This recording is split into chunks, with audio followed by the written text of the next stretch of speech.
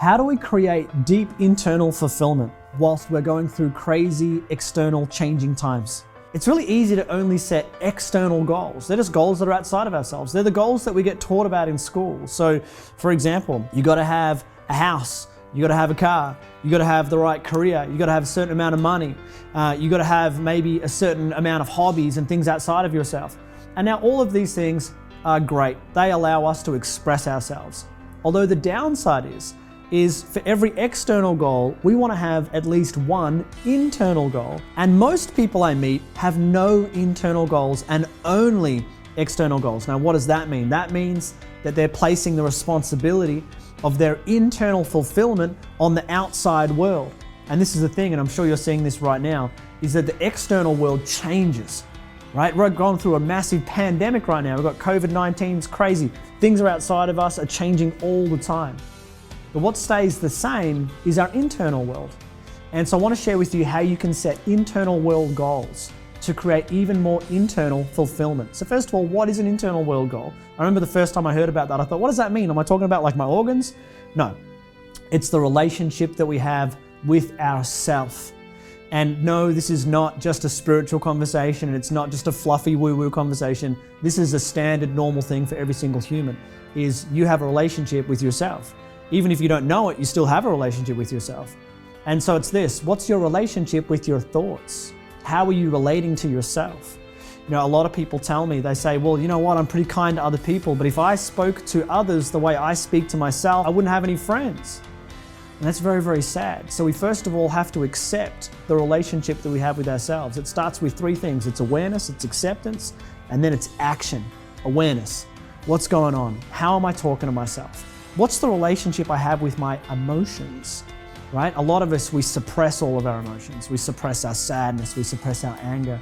We're afraid of our anxiety, we're afraid of our fear. And as a result of that, we get stuck moving away from anything that creates an emotional response. And then we become overly fearful of everything outside of ourselves.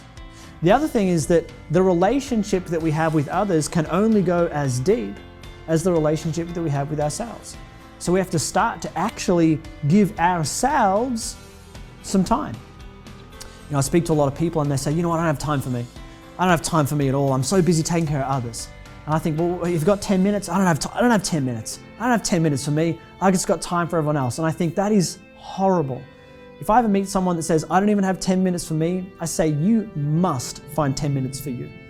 Because you are your purpose. You're here to learn about yourself. You're here to connect with you, because when you learn about yourself, then you can truly express yourself and be a gift and be of service to the people around you. You can be fulfilled, you can fill up your own cup so you can fill up the cup of others. So we need to start first of all with awareness, which is, what's the relationship I have with me? How do I feel about myself? A great question to ask yourself is, how do I feel when I just stop and do nothing? Right? When I do nothing, am I happy? Do I have joy? Or do I feel a low-level anxiety? For most of my life, I felt low-level anxiety. It was, I gotta keep going, I gotta keep working, gotta keep pushing, gotta keep exercising, gotta keep doing something else, just don't wanna stop. So the first thing is awareness. The second thing is acceptance.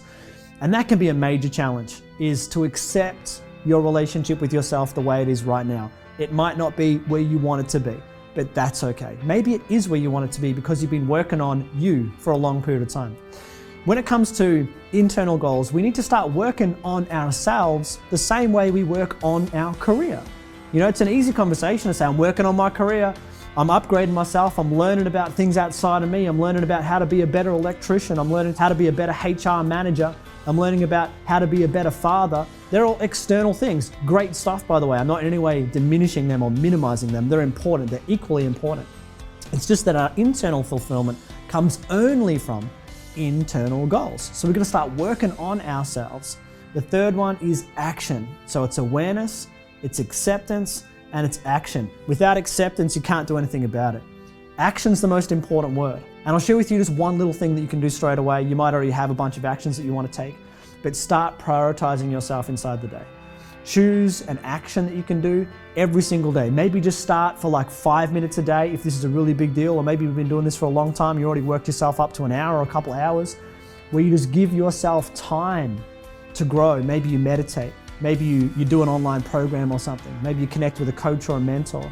Maybe you just have a bath and you relax and you do something that is internally fulfilling. Maybe it's about exercise, but it's something where you're investing in your relationship with you so you fill up your own cup.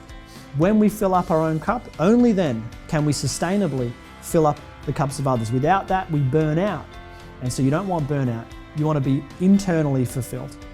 If this has resonated with you at all, I would love for you to go ahead and click the link below. You'll head over to another page where I'd love to invite you along to a live global broadcast where we're going to be talking about these ideas and how we can apply them to our own lives.